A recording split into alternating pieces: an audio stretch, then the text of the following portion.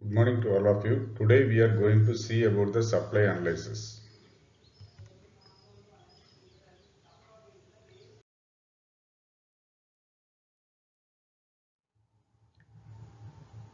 In supply analysis, first we must know what is meant by supply. Supply is refers to the quantities of a goods that will be offered for sale at the various prices. That means the quantity which is offered for sale is called as an supply. Then automatically another question will arise in our mind, what is meant by stock. Stock means the entire quantity which is available in our unit. That means in a manufacturing company they are having 100 metric tons of a particular commodity. The entire commodity is called as stock, and the portion of the commodity the company is willing to sell in the market. The particular portion is called as an supply, because the entire whatever the manufacturer produces, the entire quantity will not be offered for sale. Due to the market conditions, the manufacturer will decide so what kind of quantity they have to offer for sale. They will offer for sale to the market. The quantity which is offered for sale is called as an supply. The definition of the supply, Mr. Thompson, one of the famous economics, speaks about the definition of the supply. The supply of the goods is the quantity which is offered for sale in a given market at a given time at the various price level. Okay, from this definition itself, we can understand the supply is having three kinds of elements. One is called as a time element, and another one is called as a price element, and another one is called as a quantity. Next, we are going to see about the law of supply. The law of supply speaks about the two things. One is called as price of a commodity, and another one is called as quantity supplied in a particular market. So the law of supply deals one refers one, there is an increase in the price level. There is also an increase in the commodity, is called as an law of supply. Okay, so normally the commercial organizations, what they will do when there is an increase in the price level, automatically they want to increase in the supply also to earn more profit from the market. So that's only the law of supply is speaks. In law of supply, there are some exemptions to the law of supply is also there. It is first, it is not applied to the rare goods. Rare goods means the goods which is available rarely in the market. For example, life-saving goods. Life-saving goods, we cannot expect when there is an increase in the prices, they will immediately increase the supply of the product. Okay, so whenever it is it will come to the market, the needy peoples will buy those goods. So the law of supply won't apply to the rare goods which is available in the market. And second one is called as an perishable goods. Perishable goods are the goods which is spoiled easily, right?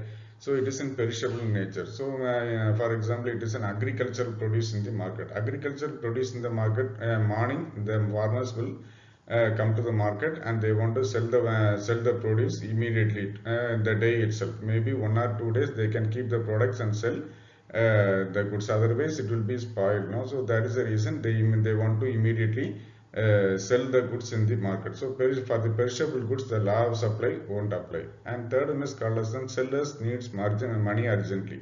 In case of need of money urgently, the sellers wants to sell their produce immediately, whatever the price is available in the market. They won't think about when there is an increase in the price and they will supply more or not. So it will not apply for the sellers when they are in need of money urgently. And it is not applied to the speculation goods. Speculators, the speculators, what they will do normally, they, when there is a decrease in the price, they will invest more in the market. So these kind of activities will not be happen, and the law of supply won't consider about the speculation.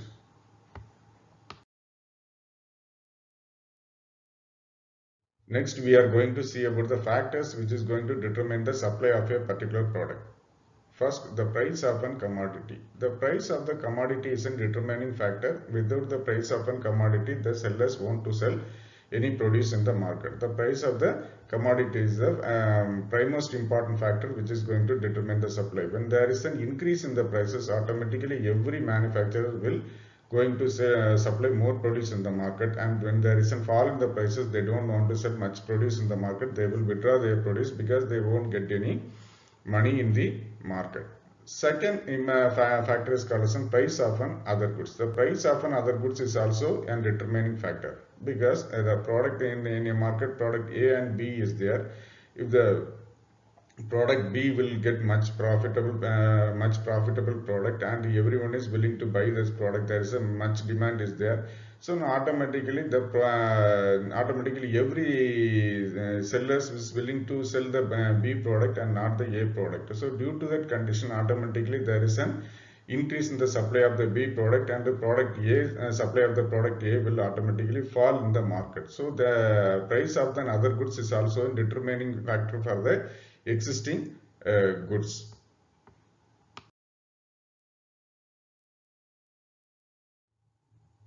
Price of the third one is called as price of the factors of production. Factors of production means the input cost.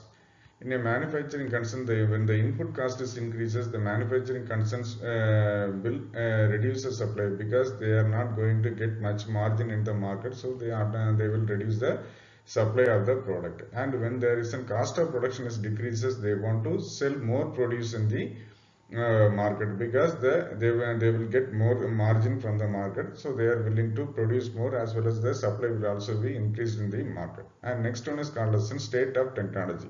When there is an improvement in the technology, every company is wanted to reduce the cost by implementing the new technology, and they want to produce more, and they want to supply more in the market, because of the margin which is available. They can take more margin in the market. And when there is an outdated technology or the old technology is there, the cost of productions will be much high. So at this moment, the companies don't want to sell or supply, they don't want to supply more produce in the market, because of the decrease in their profit level.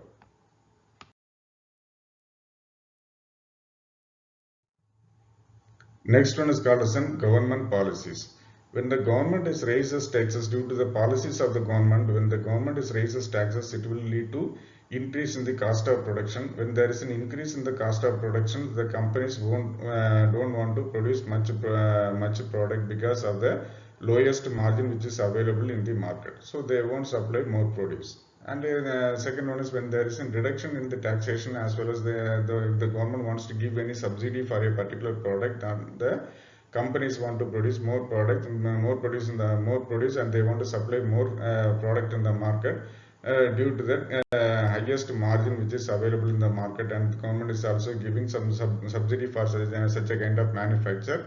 They will get a good margin. This is the one of the factor which is going to affect the supply of a particular product in a market. And next one is called as an objectives of the firm. Every firm is having some kind of objective. Some of the firms may have an objective to maximize the sales, and some of the firms may have an objective to maximize the profit of their concern. Some of the firms may have to sell their produce only at a break even though if there is no profit, no loss, they will sell their product, because too much of quantity which is available from their end, they want to push up into the market for their sales, even though there is no profit. So based upon the objectives of the firm, the supply of a product will surely affect. This is also one of the determinants of supply.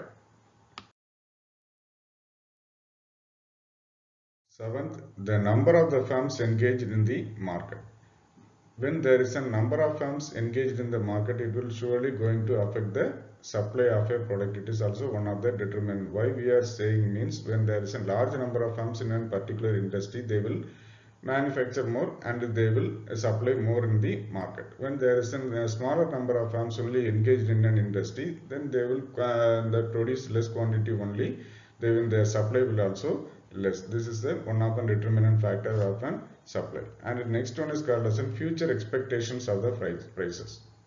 The prices of the product will also going to affect the supply of a commodity in a market. The prices means the future expectations of prices, means the expectations of the sellers or the manufacturers of the prices in the near future. When there is an expectation that the prices will go up in the near future, they don't want to sell their manufacturing produce immediately, the manufactured commodity immediately into the market. They want to keep up their product in their godown, and they want to sell their products when the prices increases in the market. When there is an expectations that the prices will falls down in the market, immediately they want to push up their supply into the market, because they don't want to lose their margin, as well as they don't want to make any loss by selling those products. For this reason, they will push up their produce to the market when the supply will automatically increases. This is also one of the determinant factors of an supply.